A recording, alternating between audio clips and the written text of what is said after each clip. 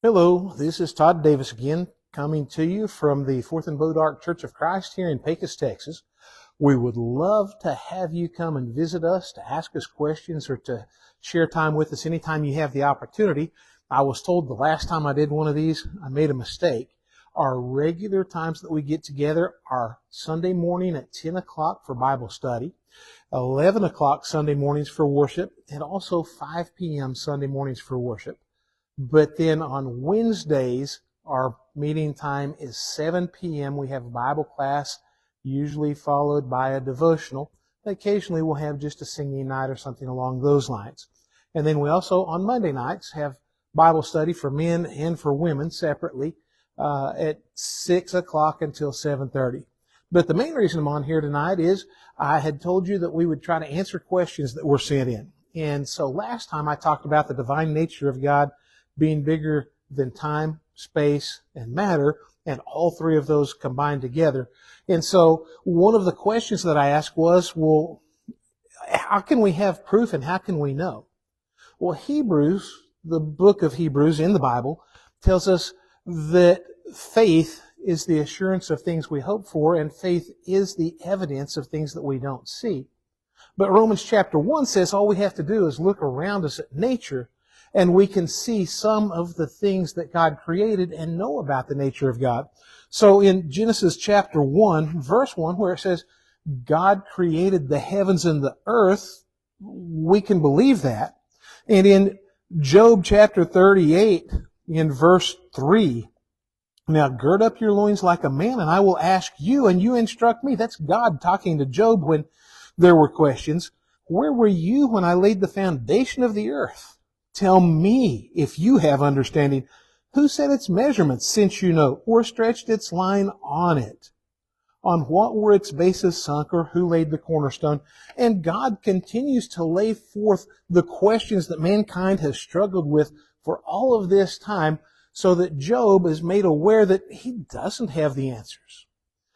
I'd like you to consider for just a moment the miracle that I have before me that God created, that science still has trouble explaining, and that is this stuff we call H2O, and in one form, it's just water, and in another form, it's ice. But most everything that we know and understand, chemistry tells us that as we lower the energy of that matter, the particles get closer together, even within the atoms, so that the protons that are in the middle and the nucleus and the neutrons that are in the nucleus condense down, and the electrons condense down, and so that the combined effect is things shrink. And we see that, for example, in concrete when it has expansion joints, so that when it gets hot and the concrete expands, it doesn't bust. When it gets cold, it pulls together, and we don't leave big gaps because we put in expansion joints. And so it is with almost everything in nature, but this. Now, it's interesting that water makes up over 70% of the surface of the earth. It makes up over 70% of what you and I are, makes up 70+% of most living things. And yet, with it being wintertime, we notice a really strange thing. And that is when it goes from water to ice, it does not shrink and take up less space as we take that energy away from it. In fact, it does condense a little bit until it hits the freezing point, and then all of a sudden it expands. And the reason that's important, if I put ice in water, look what happens. We know what happens. It floats.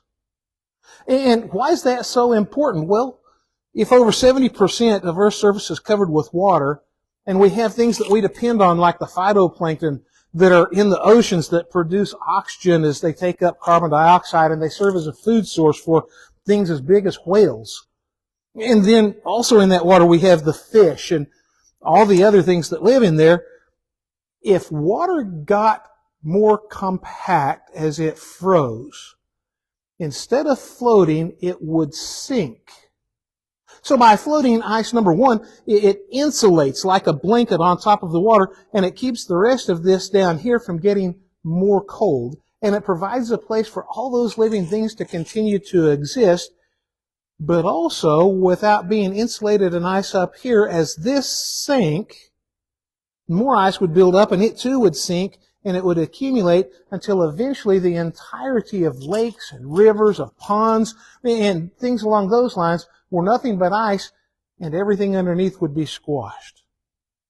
So in Job chapter 4, when God says, question me if you understand, well, as far as I know, science and chemistry and physics still have not explained this thing that allows life on earth to exist, that Genesis chapter 1 says God spoke into existence so that you and I could have a relationship with Him.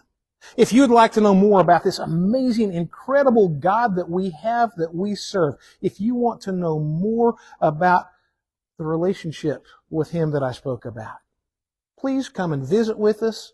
You can join us online. You can send us questions. But please get into God's Word. What I say doesn't matter. What a pastor or a priest or even a preacher says doesn't matter.